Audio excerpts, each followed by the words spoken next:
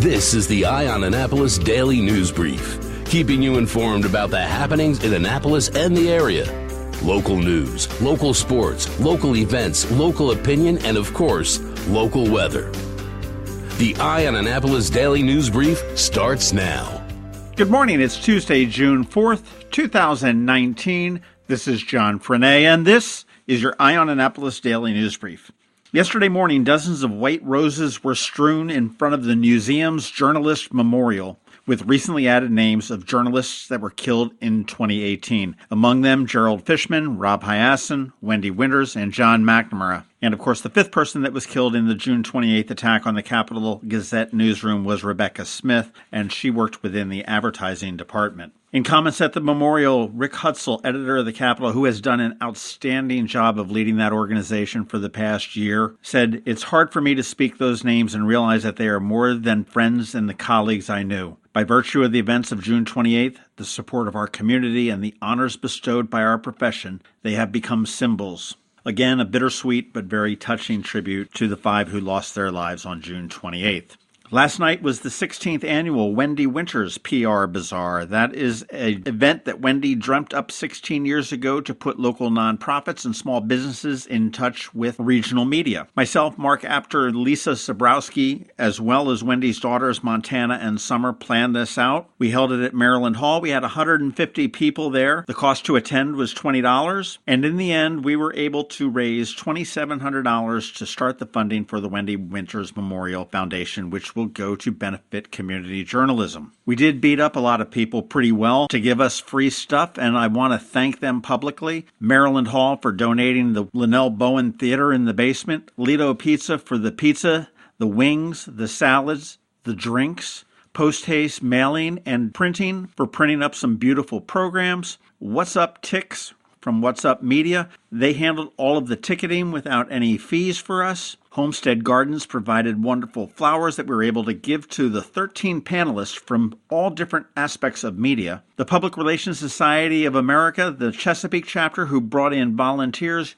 You guys were all rock stars last night, and 150 people left Maryland Hall feeling very good that we've kicked off the Wendi Winters Memorial Foundation with a check for almost $2,700. And of course, a huge thank you to every one of the panelists that gave their time and their expertise to helping out our local nonprofits and small businesses. And in our final Capitol Gazette shooting-related news, prosecutors and defense attorneys are going to be arguing on June 25th about what records they are entitled to. They had a 30-minute closed-door meeting with Circuit Court Judge Laura Ripken yesterday, and she announced that there would be a day-long public hearing on June 25th. Apparently, there are 5 outstanding motions before Ripken, and according to Ann Colt-Litis, the Anne Arundel County State's Attorney, most of it is procedural. However, there's one sticking point that they're fighting about, is the production of records of all of Ramos's phone calls made or received from jail and his visitor log from June 28th to the present. Defense attorneys say that it is a violation of his attorney-client privilege and has asked the judge to quash that subpoena. She instead elected to keep the records in her chambers until the parties will argue that out on the 25th.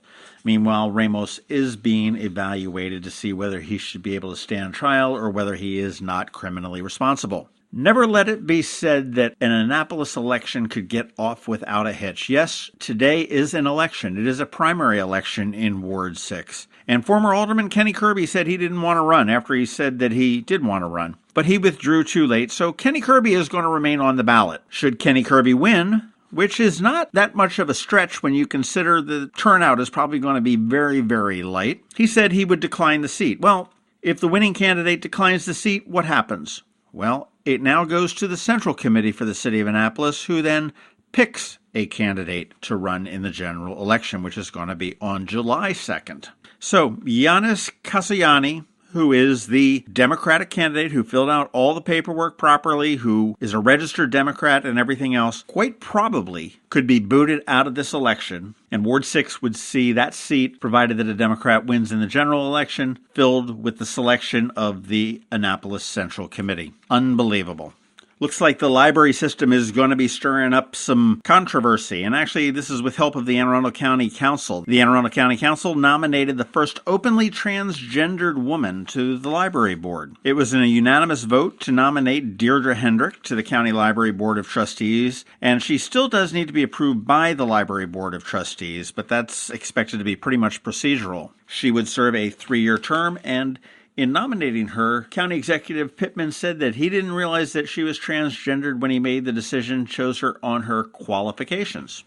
And finally this morning, Maryland Attorney General Brian Frosh is warning of yet another scam that is targeting Marylanders. This one is purporting to be from law enforcement, claiming that you either have missed a court date or failed to show up for jury duty. Often they'll call and leave a message from a local number. When you call back, an answering machine may sound like it's calling an official law enforcement office. Once the caller is connected to a live person, they basically will tell you that you've missed jury duty and that there was a certified notice that was signed for somebody at your residence and a bench warrant has been issued for their arrest. How to resolve it, which shouldn't be a surprise to most, is that you need to wire them money immediately to resolve the issue. Sometimes they will ask you to go to a local police station or courthouse, and when the scammer gets there, he will ask for payment immediately. There have been other cases where the scammer tells there's a fine due for missing the court appearance, and he's willing to cut that in half if payment can be made immediately. As Attorney General Frosh said, only one person has to fall for this scam for the thieves to potentially make hundreds of dollars. These scammers are very good at persuading anyone they are in trouble with the law,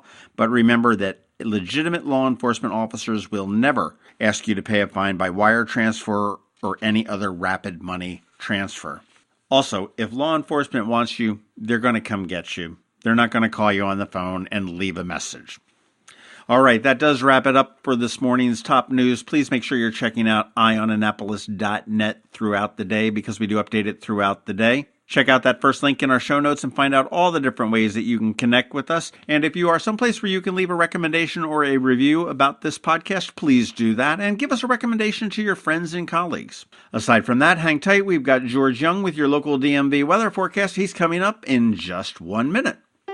When you're a community bank, you help your community however you can. Like being there for local business people, backing them up when they start up, advising them when they ask, standing by them so they can grow. Helping local businesses is one of the most important things we do at Severn Bank. I'm Alan Hyatt, chairman of the bank, but I'm also a proud supporter of businesses in Anne Arundel County. You know we never forget that here at the bank, we're a local business too. We face the same challenges and opportunities as any business, and we know how fortunate we are to have customers who stand beside us. That's why we stand beside you. If you have a business or you want to start a business, talk with us, because we're banking on you. Severn Bank, here with you. Online at severnbank.com. Member FDIC, Equal Housing Lender. Severn Bank is a trade name used by Severn Savings Bank. Going out? You need the most up-to-date local weather. Here's George Young from DMV Weather in Annapolis with today's forecast. Hey everyone, this is George with DMV Weather, and this is your Eye on Annapolis forecast for Tuesday, June 4th. Yesterday was great around the Annapolis region with refreshing breezy highs in the low to mid 70s, but today might be even better with plenty of sunshine and highs in the 73 to 78 degree range, but with much less wind. Then we'll see the 80s return tomorrow for all of Anne Arundel County with a chance of PM showers and thunderstorms, which will remain the theme all the way through the weekend as another pesky frontal boundary sets up shop from west to east in the skies near and above the DMV region. Okay, that's it for today. This is George Young of DMV Weather. Make it a great day out there. Be sure to get our free app on all of your devices by searching for DCMDVA Weather in the Apple or Google App Stores. And also follow us on Facebook and Twitter and on our website at dmvweather.com so you can always stay weather informed. He started to get down on one knee, and I saw the ring, and I saw him, and I honestly don't know that I said yes right on the back. She didn't say anything. She was just shaking for a little while, and then I think you said yes eventually. Yeah, I guess I did. hope so. I'm Steve Samaras of Zachary's Jewelers. That was John and Michelle's story of yes. For a chance to win a beautiful, rare, responsibly sourced Forevermark Tribute Collection diamond pendant, share your story at astoryofyes.com.